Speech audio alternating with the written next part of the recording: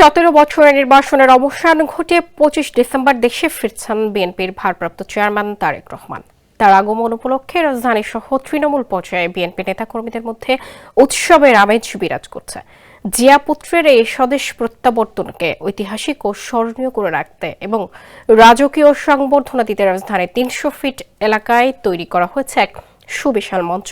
এর মধ্যে তাকে স্বাগত জানাতে একদিন আগেই 300 ফিটের সমাবেশস্থলে জড়ো হচ্ছেন নেতাকর্মীরা।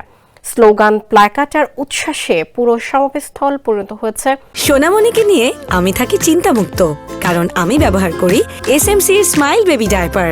উৎসব কেন্দ্রে এর মধ্যে সংবর্ধনা মঞ্চের নির্মাণ কাজ শেষ হয়েছে। ব্যানার, পতাকা, তোরণ আর আলোকসজ্জায় সাজানো সমাবেশস্থল। সকাল থেকে কিশোরগঞ্জ, সিরাজগঞ্জ, কুষ্টিয়া, নারায়ণগঞ্জ, চট্টগ্রাম, রংপুর, বগুড়া সহ দেশের বিভিন্ন প্রান্ত থেকে নেতাকর্মীরা মঞ্চ এলাকা পরিদর্শনে আসছেন। অনেকেই সমাবেশের আগেই রাত থেকে মাঠে অবস্থানের প্রস্তুতি নিয়ে এসেছেন।